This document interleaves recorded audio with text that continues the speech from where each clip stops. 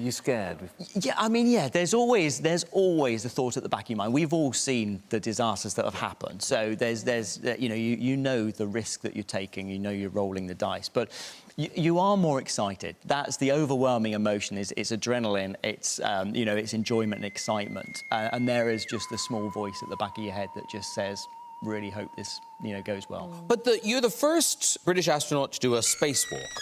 Yes. And, I mean, Gary's saying you were scared, you're frightened, but you must feel so vulnerable when you're outside of the you ship. feel incredibly exposed. I mean, the danger is palpable out there because as you're going into vacuum, you're in the airlock, you're crammed in there with all the equipment and your crewmate. And as you go to vacuum, even then, you're aware that there's this hostile environment has now surrounded you. It's a bit like a diver, going really deep. And then you get outside and it's just incredible. You're out there in space, moving around in this spacesuit, but being able to see the entire universe. It's a huge feeling of exposure and actually vertigo at some point as well. But also in the book you talk about how, for a moment, you thought you saw UFOs. It was hilarious. And in the daytime in space, space is black, the blackest black you could ever imagine. And if you see a light, it's another spacecraft coming towards you. And we do, when cargo vehicles arrive or crew handovers come over, you see these lights. On this one day, I was looking out and I saw 3 lights flying in formation. And I thought, we're not due a visiting spacecraft today. And I called over Jeff Williams, my NASA crewmate, and said, hey, what do you make of that? And he was equally perplexed. And then a 4th light joined them, all in formation. And then suddenly we realised that we thought it was lights that were far away. It was actually small droplets of light that were very close. And what was happening, a liquid was leaking out the Russian Progress vehicle, and it was crystallising instantly and then reflecting the light. And it turned out to be Russian urine that was leaking out of the tank. So like animals to you. Animals, those Russians. But no one's ever been more relieved to see Russian urine. Last October, in the quiet Mississippi town of Pascagoula, 2 local men confronted authorities with a rather bizarre story. Charles Hickson and Calvin Parker told of a strange craft landing near their fishing site and of being taken aboard by 3 unearthly creatures. The 2 men were questioned under hypnosis and lie detectors, but their story remained intact. One of the men suffered a nervous breakdown and is still under treatment. Among the skeptics were Ralph and Judy Blum, already at work on a UFO book. With W5 last week, Ralph and Judy returned to Pascagoula. Judy and I stumbled into this book. It came to us to be written. Suddenly we were in a wave of waves. UFOs were being seen across the country again. We were in what they call a flap. And people began experiencing things that they couldn't explain. Something was happening in our skies, in the midst of Watergate, Agnew, the energy crisis, the Middle East. Something was happening, and people couldn't understand what it was. We spoke about UFOs, but nobody really knew. And then it hit right here, where we are. It hit Pascagoula. Charlie Hickson entered the news, and we had a book to write. Something happened October of '73 that would go down in history. The spaceship came with many blue lights, set down near them in the night. 3 little men came out and took them inside. They looked him over with one big eye. They say what they saw was the real thing, though. They were the ones that saw the Pascagoula UFO. We were sitting on the other side of the pier with our feet, over toward the river, fishing in the river. And the fish still wasn't biting, so I told Calvin, I said, well, we might as well go home. But I guess that was when I heard it. It was some kind of zipping sound. And when I turned around, in this area out here, about 40 or 50 feet out there, there was some kind of craft, it looked like it's going to come right onto the ground. But it came on down and hovered about a 1.5 feet or 2 feet off of the ground. But we didn't know what to do, the river behind us and that out there not knowing what it was. So, and then before we had time to really do anything, it seemed like an opening appeared. And toward the end, it was, toward us. And the blue light, it had blue flashing lights as it was, you know, approaching the ground, but then they went out, and when the opening appeared, some source of light came from the inside. It was just almost blinding. Sheriff Diamond, can you tell me just what happened that night? No, sir, I can't. All I can tell you is there was two men came into the sheriff's department approximately 8:30 and 9 o'clock. They were all excited, upset, wanting to climb the walls, hysterical, crying. That's actually all I know is what happened. I mean, as far as me seeing what happened, I don't know. Of course, we could see them in the opening coming from, you know, when it started out to craft. But Did you think it was people coming out at first? Well, they had. I kind of thought it was people at first, you know, off like that. But of course, when they appeared there in front of me, it was the most shock I've ever had in my life. What did you see? Well, they were shorter than me. I'd say about 5'2" or 3", and they didn't have a neck. Their head, it seemed to come directly to their shoulders, and they had something. It came out to a point about where a nose would be, and on each side the ears. And I believe that they looked like they were a little longer on the ears than the nose. But still pointed the ears. They were still pointing, yes. But since I was down there, and since I was a physician, and several other scientists and investigators were asked to consult and look into the situation, I was asked would I mind if I would be present, and I said I wouldn't mind at all. And while it is still very difficult for us to believe that a spaceship landed and that robot-type creatures came out and actually took these two people into the spaceship, these men, in my opinion, believed that they saw this and that they were being honest in reporting what they have reported. But it seemed to me when they came out that doorway, or that opening or whatever it was, then just almost instantly they were right there on us.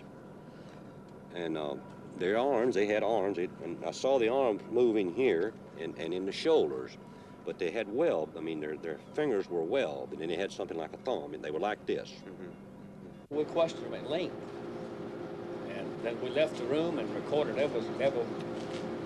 all the conversation they had, recorded between the two of them.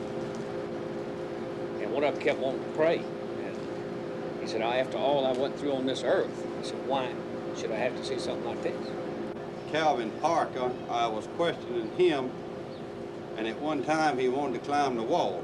That's how nervous and how shook up he was. They had me one on this arm like this, and on the other one, you know, they had my other arm like that. And I just seemed to lift up to the same height they were off the ground, and we just moved into the craft. Now inside, how did they lay you out? Do you remember how it happened? Yes. I didn't see any tables or chairs or anything in there. I'm not saying there wasn't in there because the light was almost blinding, but I didn't see any. And when they carried me inside, they seemed to just lean me back, you know. And this eye, well, I keep referring to it as an eye, and it moved up to in front of me about this close. And it started right at my eyes, looking me right in the eye. And it hesitated there for a few seconds, and it just started moving over my entire body. When they brought me from the craft along this area here, and they didn't drop me, you know, they just released me back to the ground. And I fell. I don't know why my legs were weak. I don't know why it was the fright or what it was, but I fell onto the ground. And that's when I seen Calvin. He's standing right over here in this area, and he was standing facing the river with his arms outstretched like that, just like he was staring at something. Tell me about the lie detector test. Well, so that was run by Pilkington. Was it Pilkington? Pennington. Pennington. That they run this type of test about 6 times a day. And when they were asked to come over here to talk to these people, they had in their mind that it was just a big joke. And if I understand it correctly, they ran one test on Mr. Hickson. The machine showed that he was telling the truth. Then they run another one. And then the examiner, he began to wonder himself. So he ran the 3rd test, and he believed just what Mr. Hickson had told him. Mr. Booth, tell me what happened that night in October. Well, I got up and had turned off the TV and come to the front door, which you could see right behind me. just as usual, checking to see if it was locked. So I looked out the window at the top, and naturally I saw this object above the street light out there. So naturally it caught my eye with the lights was on it. Couldn't hear any racket or anything. So I opened the door after a few seconds to step out to see if I could really tell what it was. It just took off. Can you describe it? Well, it was round, had lights all the way around it, turning in a counter-clockwise motion. It had a dome on top with a bright light shining out through the top of it. To tell the actual figure of it or anything, you couldn't tell. You could just see the lights and the one on top. When it happened to Charlie, the creatures, whatever they were, didn't communicate with him. Now, it's enough to say you saw a UFO to give you trouble these days in some towns. To be taken aboard is just a suspect idea. But somehow, if the creatures don't give you a message, you're just a touch less incredible. And Charlie says what he said and what we wrote about in the book. It was like they had a job to do, and they came and they did it. I think there has to be a reason why that Calvin and me was picked. Maybe because you could take it. Well, it might be. I don't know. I think that they know more of what's going on down here on this earth than we think. And I don't know, they might have been, you might say, looking for somebody that could, you might say, hold up under the strain and convince people that there is another world and there's some kind of life on that world up there. They were the ones that saw the Pascagoula UFO.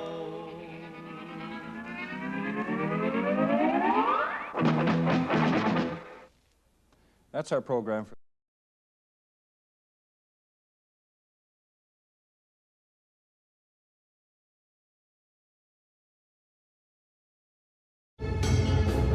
The 20-year-old would later that evening attend a Halloween party at a remote farmhouse in the Aberdeenshire countryside, not far from his hometown, and would never be seen again. Despite one of the largest manhunts in Scottish police history involving over 200 officers, 27 search dogs, a forensic soil scientist and a geoscientist, little more than personal items were recovered from the surrounding area. Some 6 days after the party, Sean's belt, shoes and hooded top would be recovered from a dense block of trees adjacent to the farmhouse. This despite temperatures that night having fallen to 0 degrees. The small group of friends with whom he reportedly travelled the 8 miles to the party from his hometown are very difficult to dig up any information on. Were they really close friends, or just acquaintances? Why have they remained silent on events of that evening? What about the van they travelled in? Did they know the driver, or were they hitchhiking? Perhaps the strangest thing of all is the 999 call made during the early hours of the following morning, which was then cancelled by a second call. Who made these calls, and what was the danger they were reporting? 6 years on, and with no resolution to the case, we're reviewing the evidence. Welcome to Mystery Realm.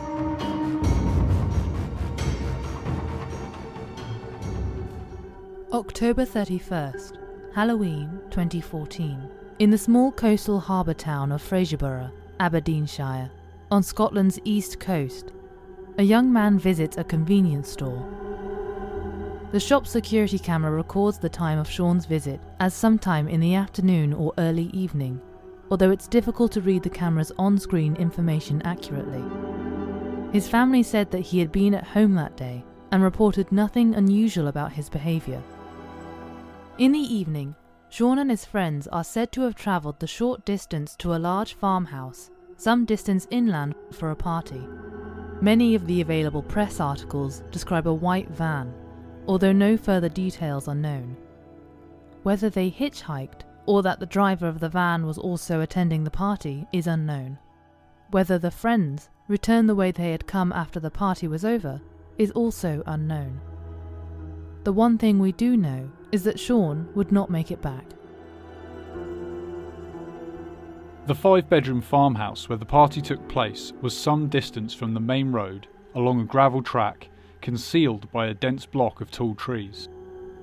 These pictures found on a property website show the interior of the house as it was when it was last sold in 2015, a year after Sean's disappearance. The last sighting of Sean is said to have been during the early hours of the morning of November 1st. Reports describe that Sean and the group he had arrived with were seen running away from the house, and on the Facebook page set up to appeal for any information about what might have happened, it says that a fight had broken out between Sean's group and another at the party. It is speculated Sean's friends then got separated as they left the area, with each group assuming the other to have had Sean with them. A phone call was made to 999, although the exact nature of the call is not known, and it was later retracted, presumably by the same person who made the initial call. This person cannot, however, have been Sean himself, because his mother said he had left his mobile phone at home that evening. This alone suggests that someone at the party knows more than has been revealed. If they felt that calling the police was necessary in the first place, whether it was in connection with Sean or not, why did they then change their mind? And why has this person not come forward with more information since Sean's disappearance has gone public? Inadequately dressed for freezing temperatures, it is believed by police that Sean must have wandered away from the house and become disorientated in the woods. It is highly likely that he was inebriated with alcohol and potentially other substances, perhaps even hallucinogenics. And this might explain the illogical nature of his actions, such as removing certain items of clothing. What wouldn't make sense then would be how he had been able to continue in the rough terrain and the dark, without any shoes for any significant distance. We can see an example of the wet boggy terrain adjacent to a road to the southwest of the farmhouse in this picture. The fact that Sean's body was not found in the immediate local area, which was searched by experts for thousands of man-hours, strongly suggests that he was taken from the location by someone else, perhaps in a vehicle after he, or they, had removed his items of clothing. It is extremely unlikely that he left of his own accord, given the circumstances. The complete lack of evidence of any sort of foul play, however, means that the police are treating the disappearance as a missing persons case and not as a potential murder or kidnapping. It would be Sunday evening, 2 days later, before Sean's absence would become suspicious, and family members reported the fact to the local police. 4 days later, they found his clothes among the trees, and the search area was widened with specialist units being called, including ground-penetrating radar, which can detect bodies and other objects which might have been covered by water or deep mud, and helicopters to search the open fields. If Sean's body was anywhere within the area marked on this map, they would have found it. Police interviewed Sean's friends, which provided no new leads. Sean's father, Charles Reed, who had been working overseas at the time, said of the disappearance, "He has definitely not walked out of there. Someone has taken him out of that area and he's been murdered. That's what I believe." He went on to say, "I'm not going to point any fingers, but there were people there that night that aren't the most upstanding members of the community, shall we say." Forensic expert Professor Dave Barclay, who was no stranger to working on high-profile missing persons cases, said he agreed with Sean's father that due to the lack of discovery of Sean's body, a tragic accident was an unlikely explanation, and also speculated that privately the police thought it likely to be a murder or abduction based on the unusually high levels of manpower drafted in to help with the search. Potentially that Sean had been murdered, and his body deliberately disposed of somewhere else nearby. There are cases of bodies being found 20 or 30 years later, and that can still lead to a successful prosecution, he added. Reed, when interviewed again for the 2-year anniversary of his son's disappearance, revealed that his suspicion of foul play was grounded in the belief that Sean had some sort of unpaid debt, and perhaps that was the reason someone wanted to harm him. Less than a week after Sean's disappearance, there was a significant fire at one of the area's many farms, less than a mile away. The fire broke out in the early hours of Thursday morning, the same day that Sean's possessions would be found by police in the woods. Once the blaze was out, fire and police officers conducted a routine investigation, with one of the detectives working on the Sean Ritchie case in attendance. A few days later, however, a spokesman for the Scottish Fire Brigade said, "As far as we're concerned, the investigation was concluded that day. We established a cause." But rather perplexingly, it was reported in the local paper that the spokesman would not reveal the exact source of ignition for the blaze, only that the main fuel had been acetylene gas stored at the farm for use in metal welding equipment. It is up to the viewer to speculate on the relevance of this piece of circumstantial evidence, but for the purposes of the official investigation, the chemical fire was dismissed as having no significance in Sean's case. Ritchie's mother, Carol Ann Roy, has spoken of her struggle to cope with the despair of losing her son with zero leads on what might have ultimately happened to him, saying, "I'm desperate to find my Ben. I even searched the farm where he had disappeared to try and find him. I'm suspicious about what happened that night. How did his friends manage to get home safely and Sean didn't?" In 2016, a Bedfordshire woman claiming psychic abilities reached out to the family via the Facebook page, which had been set up to appeal for any information and to keep a young man's name and image fresh in the public's mind. Nikki Trott from Bedfordshire claimed that Sean had been murdered, that in her vision she had seen what the killers had been wearing, and also that it was a blow to the head which had finished him off. Sean's sister, Nicole Shand, said that the information she gave us when she first got in touch seemed useful. She seemed legitimate, with the psychic even travelling to Scotland to meet the family.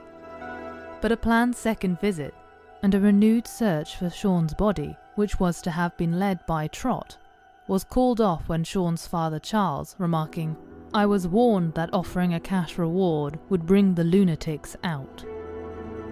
Another similar respondent to the family's appeal claimed that Sean's body was within the search area, and that police would find him if they searched more thoroughly, although it's very hard to believe that such a thing would be possible, given the resources already allocated. Sadly, there is little more to report on this case, despite the family having put up a £10,000 reward for any information leading to the discovery of Sean's whereabouts, or at the very least, the closing of his case with information that might lead to the discovery of his body. The Find Sean Ritchie Facebook page is awash with comments from all over Britain and from further afield, with people demanding, "Why haven't Shane's friends or anyone else at the party that night come forward? Someone must know something." And one woman remarking, "Money can change people's allegiances. Let's hope it does so in this instance."